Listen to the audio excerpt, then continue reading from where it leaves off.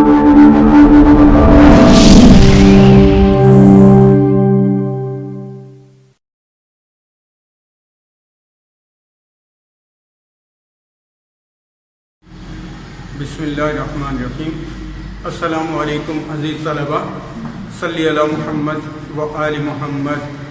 अल्लाह के प्यारे हबीब सल्लल्लाहु ताला अलैहि वसल्लम ने फरमाया कि जिसने मुझ पर एक मरतबा दरूद पढ़ा, अल्लाह ने उसके लिए अमन का, आफियत का, सलामती का एक दरवाज़ा खोल दिया। तो हमें चाहिए कि ज़्यादा से ज़्यादा दरूद शरीफ पढ़ा करें ताकि अल्लाह ताला के अमन और सलामती, आफियत के दरवाजे हम पर सदा खुले रहें। अज़ीज़ तलबा, हमारा चैप्टर चल रहा है पाकिस्तान का क़याम, ये बाब दोम है। हमने पेज नंबर 30 तक पढ़ लिया था। आज पेज नंबर 31 देखें। पेज नंबर 31 पे सबसे पहले देखें मुस्लिम लीग के अरकानी असम्बली का कन्वेंशन 1946, ये आपके सामने है। यहाँ से हमने शुरू करना है। और इससे पहले देखें आम इंतखाब 1945-46 के बारे में हमने पढ़ा। आम इंतखाबात में मुस्लिम लीग को 100% कामयाबी मिली और शानदार कामयाबी के बाद अब पाकिस्तान बनने में कोई रुकावट नहीं थी और कोई ऐसी ताकत नहीं थी जो पाकिस्तान को बनने से रोक सकती। पेज नंबर 31 में सबसे पहले देखें हुसैन शहीद सरवर्दी की तस्वीर है और उनके साथ उनकी करारदाद का जिक्र है। आपका मशकी सवाल भी है, वज़ीर आला बंगाल हुसैन शहीद सरवर्दी ने मुस्लिम लीग के अरकानी असम्बली के कन्वेंशन 1946 में कौन सी करारदाद पेश की? जवाब, एक करारदाद वज़ीर आला बंगाल मिस्टर हुसैन शहीद सरवर्दी ने पेश की जो मुतफ़िका तौर पर मंजूर हो गई, यानी सब ने इस करारदाद की हमायत की।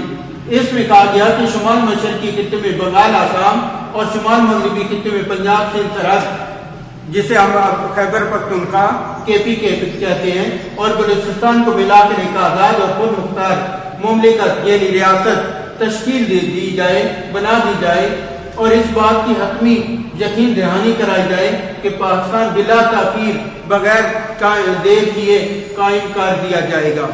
इस करारदाद का एक फ़ायदा ये हुआ कि करारदाद पाकिस्तान में जो कहा गया था कि आज़ाद रियासतों की सूरत में वो अवाम, वो सुकम, वो कमी भी दूर हो गई और ये पता चल गया कि मुसलमानों के अलग अलग जो अक्सरियती इलाके हैं उनमें कोई अलग अलग रियासत कायम नहीं होगी, बल्कि मुस्लिम अक्सरियती इलाके सारे मिलाकर एक रियासत कायम की जाएगी। उसके बाद नीचे हमारा टॉपिक आता है काबीना मिशन प्लान 1946। 1945 में बरतानिया में लेबर पार्टी बरसर इक़्तिदार आई और वज़ीर आज़म अटैली ने एक काबीना मिशन इसे इसलिए कहा जाता है कि इसके जो मेंबरान थे वो काबीना का हिस्सा थे। काबीना मिशन प्लान 1946 के मेंबरान के नाम, ये आपका मशकी सवाल भी है। काबीना मिशन प्लान के मेंबरान के नाम मुदर्रज झैल है। सर स्टीफन क्रिप्स ये इस मिशन के सरबराह भी थे, काबीना मिशन के सरबराह भी थे। E.V. अलेक्जेंडर और सर पैट्रिक लॉर्ड्स, ये 3 मेंबरान पर मुश्तमिल एक मिशन आया हिंदुस्तान की सियासी जमातों से बात करने के लिए और इसका मकसद ये था कि हिंदुस्तान में एक तो हुकूमत की कोई दस्तूरी और वाज़ेह शक्ल बयान की जाए, दूसरा ये था कि मुस्लिम लीग और कांग्रेस के साथ मुज़ाकरात किए जाएं और हिंदुस्तान को मुत्तहिद रखा जाए और इसे तकसीम ना किया जाए। उसके बाद काबीना मिशन प्लान की तजावीज़ है, ये आपका लॉन्ग क्वेश्चन नंबर 10 भी यहाँ से शुरू हो रहा है। पेज नंबर 32 से लेकर पेज नंबर 34 तक आता है। इसकी हेडिंग देखें, काबीना मिशन प्लान की तजावीज़।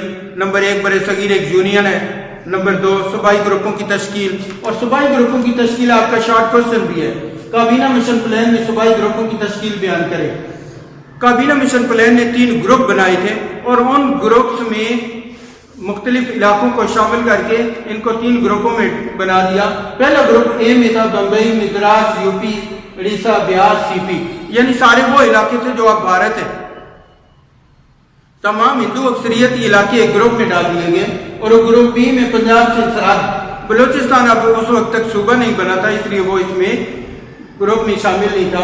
ये मुस्लिम अक्सरियती इलाके हैं, ये सारे वो इलाके हैं जो अब पाकिस्तान में शामिल हैं। उसके बाद ग्रुप सी में बंगाल और आसाम शामिल थे। बंगाल मुस्लिम अक्सरियती इलाका था اور آسام ہندو اکثریت کا علاقہ تھا سوائے سیلیٹ کے. ایک شہر ایسا سیلیٹ ایسا شہر تھا جس میں مسلمانوں کی اکثریت تھی. میرے بچوں اس میں مرکزی آئین ساز اسمبلی تھی, عبوری حکومت تھی اور یونین سے علیحدگی ایک اس کا امپورٹنٹ نقطہ تھا کابینہ مشن پلان کا. یونین سے علیحدگی سے مراد یہ تھا کہ تینوں گروپوں میں سے کوئی ایک یا دو صوبے مل کر اگر اس یونین سے الگ ہونا چاہیں تو وہ الگ ہو سکتے ہیں, لیکن یہ علیحدگی کا فیصلہ 10 سال بعد ہوگا. یعنی پاکستان بننے کا ایک اشارہ موجود تھا لیکن یہ 10 سال کے بعد ممکن تھا. حق استرداد تھا. حق استرداد سے کہتے ہیں ویٹو کا حق, مسترد کرنے کا حق. یہ کانگریس کو خوش کرنے کے لیے انہوں نے اس میں شامل کیا. اس کے بعد میرے بچوں اس میں قائد اعظم کا حتمی فیصلہ تھا. انہوں نے اسے کابینہ مشن کو ماننے کے بارے میں حتمی فیصلے کا اختیار دیا اور تمام توقعات کے برعکس کانگریس یہ سمجھتی تھی کہ اس میں پاکستان بننے کا مطالبہ نہیں مانا گیا اس لیے مسلم لیگ اسے مسترد کر دے گی, لیکن قائد اعظم نے اسے قبول کر لیا. قائد اعظم یہ نہیں چاہتے تھے کہ 1937 والی کانگریسی وزارتوں کا دور پھر سے دہرایا جائے, تو اس لیے اسے انہوں نے قبول کر لیا, جس سے مسلم کانگریسی جو ارکان تھے ان میں مایوسی پھیل گئی. 16 اگست 1946 کو پیج نمبر 35 کی لاسٹ لائن یوم راست اقدام منایا گیا. حکومت کو چاہیے تھا کہ جس پارٹی نے پورے کا پورا پلان منو ان قبول کر لیا اسے حکومت کی دعوت دیتی اور کابینہ کی تشکیل اس سے کرواتی. حکومت اپنے وعدے سے مکر گئی اور قائد اعظم کے اس کا بڑا دکھ ہوا, تو آپ نے یوم راست اقدام منانے کا اعلان کیا اور مسلم لیگ نے 16 اگست 1946 کو یوم راست اقدام قرار دیا. اب پیج نمبر 36 میں موازنہ ہے کابینہ مشن پلان اور کرپس مشن کی تجاویز کا. پیج نمبر 37 دیکھیں. عبوری حکومت میں تشکیل ہوئی اور تشکیل میں یہ طے پایا کہ 6 کانگریس کے ارکان ہوں گے اور 5 مسلم لیگ کے ارکان ہوں گے. ان 5 عبوری حکومت میں شامل 5 مسلم لیگ کی وزراء کے نام لکھیں. یہ آپ کا مشقی شارٹ کوسچن بھی ہے. عبوری حکومت میں شامل مسلم لیگ کی وزراء میں نمبر 1 لیاقت علی خان, نمبر 2 عبدالرب نصر, نمبر 3 آئی چندریگر, ابراہیم اسماعیل چندریگر اور راجہ غضنفر علی خان اور جوگندر ناتھ منڈل جو ایک ہندو وزیر تھے. 3 جون 1947 کے منصوبے نیکسٹ ہمارا کوشچن ہے اور نیکسٹ ہمارا ٹاپک بھی ہے. کیونکہ ویبل پلان بھی ناکام ہو گیا, کرپس مشن پلان بھی ناکام ہو گیا, تو اب 3 جون 1947 حکومت کو یہ سمجھ آ گئی کہ اب تقسیم کے علاوہ کوئی دوسرا راستہ نہیں ہے, تو 3 جون 1947 کا منصوبہ بنایا گیا اور لارڈ ویبل کی جگہ لارڈ ماؤنٹ بیٹن کو واسرائے بنا کر بھیجا گیا. لارڈ ماؤنٹ بیٹن نے لندن سے واپسی پر ایک کل جماعتی کانفرنس منعقد کی اور یہ آپ کا مشقی شارٹ کوسچن بھی ہے. 3 جون 1947 کے منصوبے کے تحت کل جماعتی کانفرنس کا انعقاد بیان کریں. لارڈ ماؤنٹ بیٹن نے لندن سے واپسی پر ایک کل جماعتی کانفرنس بنائی جس میں قائد اعظم محمد علی جناح, لیاقت علی خان, عبدالرب نصر اور کانگریس کے نمائندے شامل ہوئے. 3 جون 1947 کو کانفرنس کا دوسرا اجلاس ہوا اور تمام رہنماؤں نے, مسلم لیگی رہنماؤں نے اور کانگریس کے رہنماؤں نے تقسیم کے منصوبے کی منظوری دی. دونوں بڑی جماعتوں مسلم لیگ اور کانگریس کے نمائندوں نے ریڈیو پر تقاریر کی. قائد اعظم نے اپنی تقریر پاکستان زندہ باد کے نعرے پر ختم کی. اب ایک شارٹ کوسچن آتا ہے, غیر مشرقی قانون آزادی ہند کب منظور ہوا؟ حکومت برطانیہ نے 18 جولائی 1947 کو برصغیر کو 2 ممالک میں تقسیم کرنے کے لیے قانون آزادی ہند منظور کیا. ایک اور مشکل سوال ہے, بھارت نے کشمیر پر کیسے قبضہ کیا؟ کشمیر کی 80% آبادی مسلمان ہے جو پاکستان کے ساتھ الحاق چاہتی تھی پہلے بھی اور اب بھی, مگر بھارت نے فوج کشی کر کے کشمیر پر قبضہ کر لیا اور کشمیریوں کی آزادی اور پاکستان کے ساتھ الحاق کی جدوجہد اب تک جاری ہے. اس کے بعد پیج نمبر 39 میں میرے بچوں 3 جون 1947 کے منصوبے کے عام نکات, یہ آپ کا لانگ کوسچن نمبر 5 है, यानी लॉन्ग क्वेश्चन नंबर 1 भी बनता है। और कुल जमाती कॉन्फ्रेंस आपका question number short question number 14 है। ये आपके नुकात देखें, सूबा पंजाब और सूबा बंगाल, शुमाल मगरबी सरहदी सूबा खैबर पख्तूनख्वा, सूबा सिंध बलोचिस्तान, जिला सिलेट, गैर मुस्लिम अक्सरियती इलाके और देसी रियासतें, ये आपका लॉन्ग क्वेश्चन नंबर 1 है। उसके बाद आप देखें पेज नंबर 43 पे, पेज नंबर 43 पे मेरे बच्चों आप देखें, नो आबादियाती निजाम से क्या मुराद है।